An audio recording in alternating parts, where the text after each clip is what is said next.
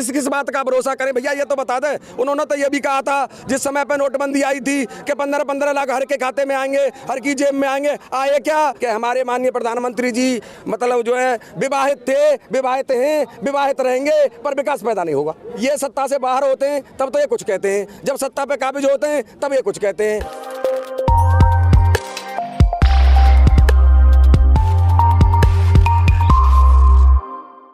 कहाँ से आए? मैं जो है खैर से आया हूँ, डिस्ट्रिक्ट अलीगढ़ जी। किसान आंदोलन लगातार चल रहा है जी। कितनी उम्मीदें हैं? अब तो प्रधानमंत्री बोलने लगे हैं और कह यही रहे हैं कि वापस नहीं होने वाले, क्या लगता है? नहीं, वो कह रहे हैं कि वापस से नहीं होने वाला, और एक चीज और कह रहे हैं, वो आपने मुझसे पूछी नहीं कि एमएसपी है, एमएसपी थी, एमएसपी रहेगी।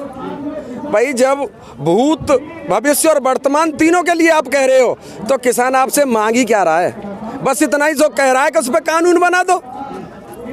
भाई सभी प्रदेशों में, पूरे देश में एमएसपी से नीचे खरीदना हो, मांगी तो यही रहा है। जिसे आप कह रहे हो उसे फिर लिखित में क्यों नहीं दे रहे और क्यों कानून नहीं बना रहे? एक चीज और कह दूं कि 2011 में हमारे माननीय प्रधानमंत्री जी मुख्यमंत्री हुआ करते थे।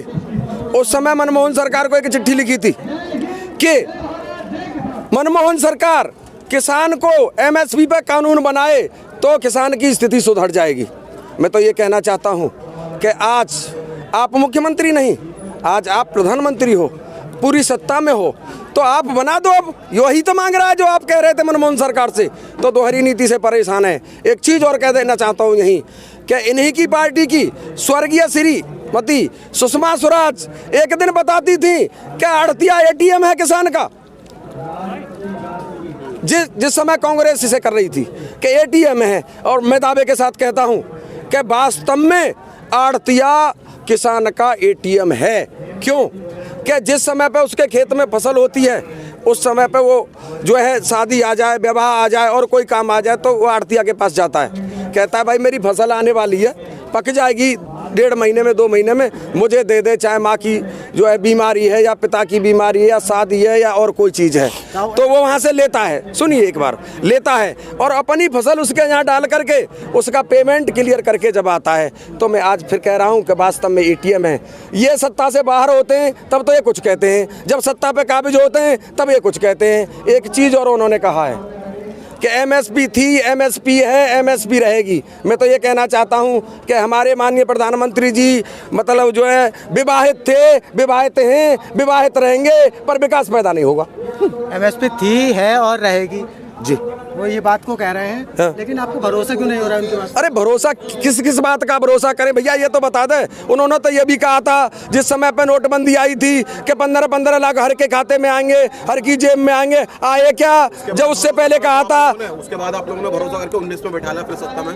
एक सेकंड, उसके बाद में कहा 2 करोड़ युवाओं को मतलब जो रोजगार मिलेगा, मिला क्या? तो अब एक बात बताओ, बार बार झूठ को कैसे बर्दाश्त करें? अच्छा, काठ की आड़ी भैया एक बार चढ़ती है, 2 बार चढ़ जाएगी, बार बार ना चढ़ने वाली। एक चीज और बता दूं आपके चैनल के माध्यम से कि किसान से कोई दुर्लभ नहीं है, दुर्बल कौन सताइए और जाकी मोटी है, मरी खाल की 700 सार समय जाए। तो आप तो लगातार 2 महीने से 70 दिन से ज्यादा हो गए हैं, ना वो मानने को तैयार है ना आप मानने को तैयार है, तो हल कैसे? भैया हम तो निवेदन कर रहे हैं 2 लाइनों के माध्यम से, मोदी जी और तुमने क्या देखी और खोटी चाल किसानों की, अब काहे को छीन रहे तुम रोटी दाल किसानों की, रोटी दाल किसानों की। खेत खाद बीज सब महंगा हो जा, हर साल बजट बढ़ जाता है, सबको रोटी देने वाला खुद भूखा सो जाता है। पेट्रोल और डीजल की तेजी ने खस्ता हालत करी किसानों की, और मोदी जी क्यों छीन रहे हो रोटी दाल किसानों की, रोटी दाल किसानों की।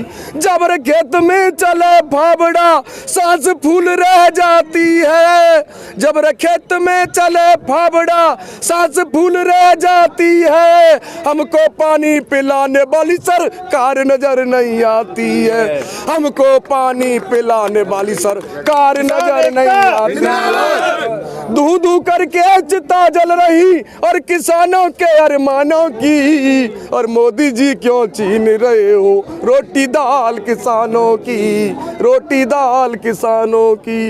एक चीज और कह देना चाहता हूँ कि इसकी जितने परेशान ये है ना किसान, इसकी औलादें ही उतनी परेशान हैं। औलाद इनकी कोई खेत करना नहीं चाहती। क्यों नहीं करना चाहती? घाटे की खेती है।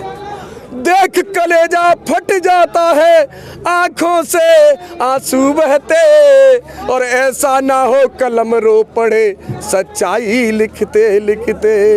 बाली तक गिर भी रखी है और बेटी के स्वाभिमान की, और टूटी माला ऐसे बिखरी किस्मत आज किसान की, किस्मत आज किसान की।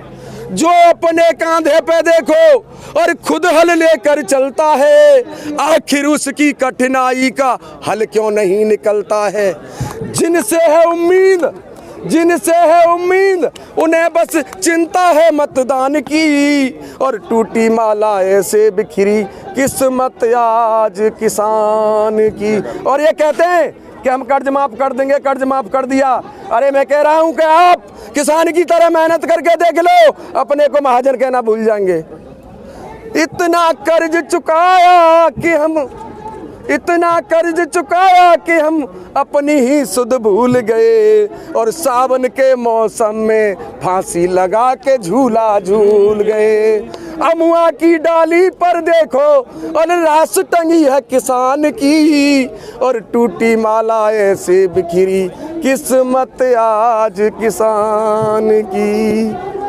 चीख पड़ी खेतों की माटी, सहम उठी घर से धरती, चीख पड़ी खेतों की माटी, सहम उठी गम से धरती, और बिना कफन जब पगडंडी से गुजरी थी उसकी अर्थी।